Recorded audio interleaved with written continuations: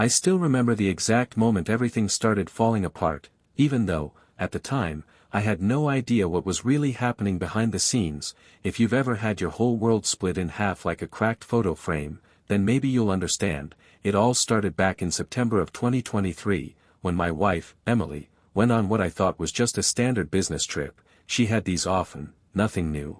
Presentations, team dinners, networking stuff. She kissed me goodbye, ruffled our son's hair, and told our daughter to be good for daddy. I smiled, I trusted her completely. You won't believe how wrong I was. She was gone for 4 days. When she came back, she seemed lighter, not exactly happier, just like a weight had been lifted. I chalked it up to the trip going well, and didn't think twice. We carried on like normal, school drop-offs, diaper blowouts, grocery lists, life. I didn't know that while I was wiping applesauce off the wall, she had already detonated the bomb that would eventually blow our whole family to pieces. Now, here's where it gets unreal. 3 months later, 3 whole months, I get this strange message request on LinkedIn of all places. It's from a woman named Rachel, and I almost ignored it, but the subject line read, "Please read, it's about your wife." My stomach dropped. I clicked. Turns out, Rachel was the wife of one of Emily's co-workers. Let's call him Brandon. Brandon had been on that same work trip. When he came home, Rachel noticed something weird during their "welcome back" moment, if you know what I mean, a hickey, on his junk. Yeah, that's when she knew something had gone down.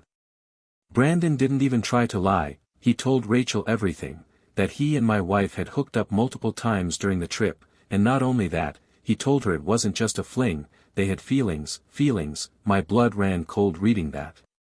But here's the kicker, Rachel had tried to contact me for months. She texted, emailed, even tried finding me on social media. Nothing worked. You want to know why? Because on her way home from that very trip, my wife had logged into my social media accounts and blocked Rachel. She pre-blocked the woman who knew the truth before I ever even had a chance to hear it. That alone still sends a shiver down my spine. I confronted Emily right away. I held up my phone and said, "You need to tell me what happened on that trip." She looked me in the eye and denied everything. I wanted so badly to believe her. I mean, we'd been married for 8 years, we had a life, a home, 2 little kids who worshipped her, and she's sitting there telling me that Rachel's husband is a liar, a manipulator, and I shouldn't believe a word of it. And like a fool, I bought it. For a while, anyway. But the doubt festered. I started noticing things I hadn't before, the way she flinched when I brought up work trips, the way she grabbed her phone when I walked into the room, and then came the birthday. It was Emily's birthday in early spring. I'd planned a nice dinner at home, cooked everything myself, even got the kids to make her these ridiculous handmade cards, but something in me snapped that day. I couldn't keep pretending everything was fine, so I sat her down after the kids went to bed and said, "I need the truth, right now, no more lies." She didn't confess, not really, but when I told her what Rachel had said, the hickey, the confessions, everything, she didn't even argue, she just nodded, not a word, just that tiny, gut-wrenching nod. I felt like I was staring into the face of a stranger. The next few months were a complete emotional roller coaster. We had some great days, oddly enough, family outings, movie nights, even some laughter, but underneath it all, I was crumbling. I was bitter, angry, confused, and worst of all, she never once apologized. Not really. She wanted to pretend it hadn't happened, like we could just erase it and move forward. But I couldn't do it. I started seeing a therapist that October because I felt like I was going to lose my mind if I didn't. I couldn't sleep, I couldn't focus at work, I couldn't even look at my kids without this deep, aching sense of betrayal clouding everything. And just when I thought things might finally level out, she dropped another bomb, and this one nearly broke me for good. By the time fall rolled around, I was barely holding it together. Therapy helped, sure, but nothing could erase the knot in my chest that tightened every time Emily picked up her phone, or every time she said she was running errands. I felt like I was living with a stranger who wore my wife's face, and the worst part, I still wanted to believe there was something left to save. So when she told me she had another work trip in June, my stomach twisted into a pretzel. I tried to keep it together, I tried to be supportive, normal, chill, whatever that even meant anymore, but the moment she mentioned the trip, one name screamed in my head like a siren, Brandon. I waited a few days before asking. I didn't want to sound paranoid or controlling, but I needed to know, so one night, while we were brushing our teeth like some normal couple who wasn't falling apart at the seams, I asked her straight up, "Is Brandon going to be there?" She paused, just for a second, just long enough to register. Then she said, "No, he's not even involved with that department anymore." I let out a breath I hadn't realized I was holding. Maybe this time, it really was just a work trip, maybe she was telling the truth. She came back from that trip a little quiet, but not in a guilty way, more like distracted. I told myself I was imagining it, until 3 days later, when she dropped a casual, "Oh, by the way," during breakfast like she was talking about the weather. Apparently, Brandon had been there after all. "He just showed up last minute," she said, not even looking up from her coffee, "but we didn't talk or anything, it was nothing." You won't believe how badly I wanted that to be true. I clung to it like a man holding a lifeline while drowning. I didn't question her again, not for a while, but the truth. It was already unraveling beneath my feet. Throughout the second half of 2024, I asked her 4, maybe 5, more times if she'd been in contact with Brandon. Every time, she gave me the same answer, with the same deadpan delivery: "No, absolutely not, I haven't spoken to him at all." And every time, I made myself believe it, because what kind of person stays with someone who lies to them and still smiles at the dinner table like nothing happened? Then came December. Out of nowhere, she tells me I should book a solo trip somewhere. "Go anywhere you want," she says, flashing that sweet, relaxed smile she used to give me when we were dating. "You need a break, you've been so stressed." Red flags didn't just go up, they exploded in my brain like fireworks on the 4th of July. I asked, "Okay, and what are you doing while I'm gone?" She smiled and said she'd be visiting her best friends. Girls' time, nothing big, but something about the way she said it, the way she avoided eye contact, made me press harder. And that's when the Real bomb dropped. She hesitated, just long enough for me to know the truth was ugly, then she quietly admitted, "Actually, I'm going to see Brandon, for New Year's." I swear, time froze right there in our kitchen. Our daughter was in the next room playing with her dolls, our toddler was humming to himself while eating dry cereal off the floor, and Emily was telling me she was going to spend New Year's Eve with the same man she cheated on me with, while I stayed home with the kids. It wasn't a question, it was a decision already made. I held it together. Somehow, I nodded. I swallowed the hurricane of emotions and rage and heartbreak that was clawing its way up my throat, because my kids were right there, because I couldn't be the one to fall apart in front of them. But inside, I was absolutely destroyed. Christmas that year was a blur. I did the dad thing: hot cocoa, lights, late-night gift wrapping. I smiled until my face hurt, I sang carols through gritted teeth, and all the while, I knew that the woman I married was planning a weekend getaway with the man who had helped wreck our family. A week before Christmas, she had dropped that news on me. From that Saturday through the following Wednesday, she'd be gone, like it was nothing, like I should be fine with it. And maybe the most twisted part of all, she still acted like we were fine, still said, "Love you," before bed, still watched TV next to me like we hadn't detonated our marriage on the living room floor. It wasn't until January that I finally did what I should have done long ago. By the time the calendar flipped to January, I was a shell of the man I used to be. I'd spent the holidays pretending I was okay, pretending my marriage wasn't hanging on by a single, frayed thread, pretending that my wife wasn't about to ring in the new year in the arms of another man while our kids asked when mommy would be home. But let me tell you, when you've been lied to enough times, something inside you snaps, and that snap, that's what finally saved me. It happened the first week of January. I was on the couch scrolling through emails while the kids napped, and I suddenly thought, why haven't I ever checked the phone records? I mean, I'd checked her messages before, back when I first found out, but she was too smart for that. Deleted threads, locked apps, you name it. But I had access to our phone plan. I could see call logs, text counts, dates, times. It was all right there.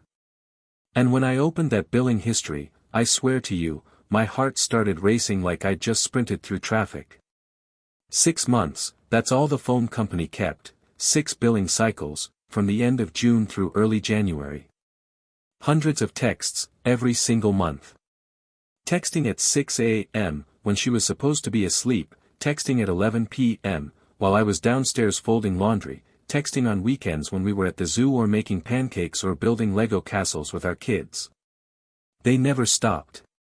Every single time she looked me in the eye and said, "No, I'm not talking to him," she had already texted him 5 times that day. I wasn't just living with a liar, I was sharing a bed with one who had mastered the art of betrayal. You won't believe how deep it went. I matched the timestamps to dates when she was supposedly at a friend's house or just running errands. For a few hours, I even found messages during our family beach day in August. While I was chasing our 3-year-old through the sand and handing her juice boxes, Emily was texting him. It wasn't just a slip-up, it was a full-blown double life. And even then, I didn't explode. I confronted her, calm but direct, like someone holding in a nuclear bomb. I laid out the phone records on the table, the dates, the frequency, the times, and you know what she said?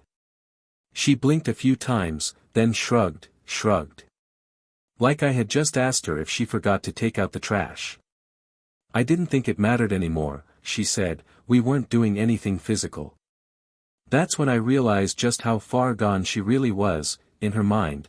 As long as they weren't technically sleeping together, it wasn't cheating. Never mind the emotional intimacy, never mind the secrets, never mind that she'd hidden all of it, from me, from our kids, from herself. It was all smoke and mirrors. And you want to hear the worst part? She still wanted us to be friendly.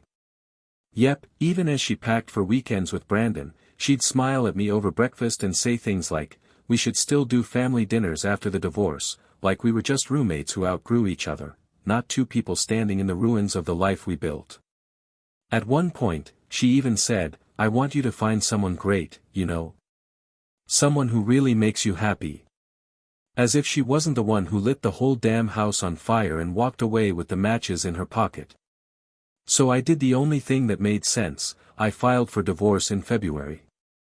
It wasn't a dramatic confrontation, there was no screaming, no thrown suitcases, no movie-style meltdown, it was just done, quiet and final. I walked into that lawyer's office and signed my name like I was signing the death certificate for my former life, and honestly, I felt a weird kind of relief, like I was finally stepping out of a nightmare that had dragged on way too long. But of course, things weren't that simple. Because we still lived together. Yep, you heard that right. Even after I filed, even after she kept seeing Brandon on the weekends, we still shared the same roof, same kitchen, same routines, 2 parents in limbo, dancing around each other like ghosts, pretending everything was normal for the kids. And let me tell you, that was its own special kind of hell. She acted like nothing had changed, like we were just figuring it out, like she still cared, but caring isn't saying sweet things in the hallway while texting your affair partner when you think I'm asleep. Caring isn't going to brunch with your boyfriend and then asking me to pick up more almond milk for the kids like we're co-parenting on a TV sitcom. I wasn't buying it anymore. The truth was out, the phone records had shattered every illusion I had left, and while she tried to sweep it all under the rug, I was finally done playing the fool. So I started planning for the next phase of my life. The one where I stopped bleeding for someone who wouldn't even offer me a bandage. After filing for divorce in early February, I thought things might start to feel less heavy, like finally putting a name to the grief might help me breathe again. But what nobody tells you is that even after you take off the ring, the pain doesn't leave with it. It lingers in the way your kids ask why mommy sleeps in a different room now, it stings when she laughs at something on her phone and you know deep down it's because he texted her, and it cuts the deepest when you're still doing the school drop-offs together, trying to act like a united front for 2 tiny humans who didn't ask for any of this. You won't believe how twisted it got after that. Emily still tried to play both sides. One minute she was packing for another weekend at Brandon's place, and the next she was pouring me a cup of coffee like we were just an old married couple navigating a rough patch. She'd say things like, I still care about you, you know that, right? And I'd just nod because I didn't have the energy to tell her how insane that sounded. Care. She cared. You don't care about someone while secretly keeping up a full-blown emotional, and physical, relationship with another man. You don't care when you lie, dodge, delete messages, and tell your husband to book a trip anywhere, just to get him out of the way so you can play house with someone else. What she really meant was, I don't want to feel guilty, I want you to be okay so I don't have to face what I did. And for a while, I let her have that illusion. I kept the peace, I kept showing up for the kids, I even smiled through another one of those fake, family dinners she insisted we should have once a week, where she sat across from me like we were co-parents on a Hallmark show. But every time I looked at her, I saw it, that flicker in her eyes when she'd glance at her phone, the way her voice changed when she said Brandon's name like it was totally casual, like he wasn't the wrecking ball that demolished our marriage. Then came the night that finally broke me. It was late February, we were sitting in the living room after putting the kids to bed, I was scrolling through job listings, trying to plan my move-out date, when she suddenly turned to me and said, I really hope we can still celebrate birthdays together, I don't want the kids to feel split. I stared at her for a good 10 seconds before I realized she was serious. Celebrate birthdays together. Like we're best friends who just drifted apart. Like I didn't spend the last year choking on lies and trying not to collapse from the weight of it all. That's when I lost it, not with shouting or slamming doors, but with a quiet kind of rage, the kind that lives in your chest when you've been bleeding silently for too long. I said, do you even realize what you've done to me? To us? She looked startled, genuinely surprised, like she thought things were going pretty well. I told her how I hadn't slept a full night in over a year, how I was in therapy just to figure out how to breathe without feeling like my chest was collapsing, how every single family memory we made in 2024 felt tainted, because behind every smile, she had a secret.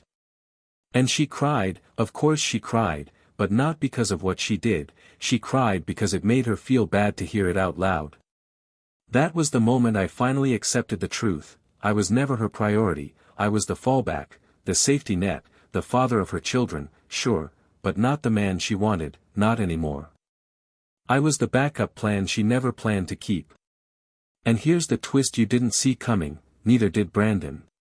Turns out, the wife of her affair partner, Amanda, and I finally connected again. We'd kept a respectful distance for a while, but she reached out one evening just to check in, and when I picked up the phone, I heard a voice that had been through the exact same fire.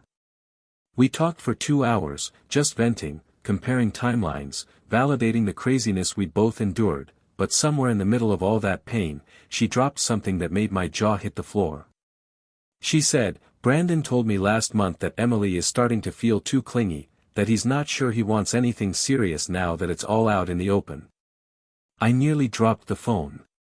You won't believe what I did next. I didn't scream, I didn't warn Emily, I didn't try to win anything. I just smiled, for the first real time in months. Because it finally hit me, I wasn't the broken one. She was. She gave up her family, her marriage, her home, for a man who didn't even want her the way she thought he did, and the whole time, she tried to convince me that I was the one who needed to heal and move on. Well, guess what? I was already halfway there. After that phone call with Amanda, something inside me clicked, not with a bang, not with fireworks, just a quiet, powerful shift, like my soul finally exhaled after holding its breath for far too long. For the first time in over a year, I didn't feel like a man trying to keep his family from falling apart. I felt like a man rebuilding his own peace, brick by brick, boundary by boundary. I started spending more time out of the house, not to escape the pain, but to remember what it felt like to be me again. I took the kids hiking on weekends, just the 3 of us, and I swear I hadn't seen them laugh like that since before the whole storm started. Meanwhile, Emily was still doing her balancing act, one foot in our shared home, the other in Brandon's bed, playing make-believe like she was the glue keeping this modern family together. She still insisted on weekly dinners, and I humored it, mostly for the kids, but I stopped letting her pull me into those little moments where she pretended nothing had changed, because everything had, I had. Now here's where things start getting really wild, and you won't believe how it all went down. One Wednesday night, right after one of those awkward family meals, Emily pulled me aside in the kitchen while the kids were in the living room watching cartoons. She had this weird look on her face, like she was nervous, almost embarrassed.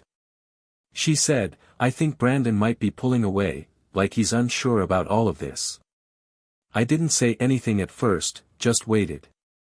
Then she added, I just want you to know, if things ever.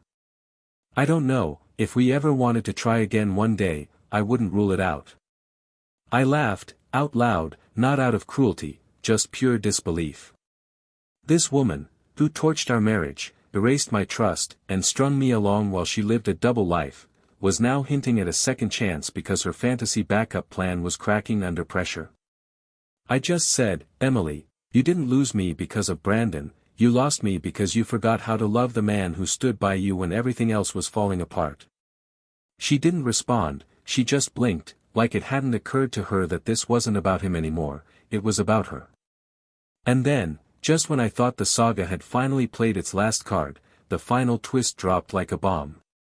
One afternoon in late March, Amanda messaged me with something urgent. She'd found out Brandon was also seeing someone else on the side, a third woman, a coworker he apparently started texting around the same time Emily and I were in therapy limbo. Yep, you read that right. Brandon, the man my wife threw away her marriage for, had a whole other affair behind her back. I swear, if it wasn't so tragic, it would be a comedy.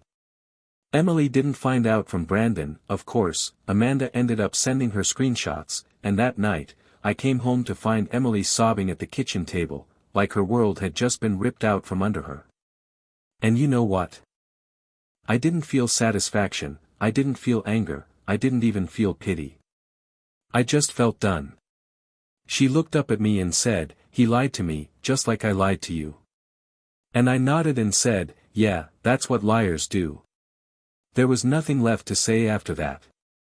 The divorce went through a few weeks later, clean, no fireworks, just papers and signatures and a quiet goodbye to the life I thought I'd live forever. We still co-parent, respectfully, calmly, the kids are doing well, therapy is helping them understand things in their own language, and I make sure they know they're safe, loved, and never ever to blame. And me? I'm more at peace now than I've been in years. I moved into a little place across town, it's not big, but it's mine, the walls aren't full of secrets, the air isn't heavy with lies, I get up in the morning and drink my coffee in silence, without checking over my shoulder for the next emotional landmine. And here's the part that nobody saw coming, not even me. Amanda and I stayed in touch, not romantically, at least, not at first, just as two people who survived the same war and helped each other crawl out of the wreckage. We took the kids to the same park one day, hers and mine, just so they could play, just so we could breathe, and I swear, watching them all laugh together, it didn't feel like two broken families. It felt like something new. Something healing. We're not rushing into anything, we're not trying to replace what we lost, but we understand each other in a way nobody else could, and that connection, that honest, unfiltered, earned connection, feels more real than anything I had in the last few years of my marriage. So if you're sitting there reading this, feeling gutted and lost and wondering how the hell you ended up here, let me leave you with this.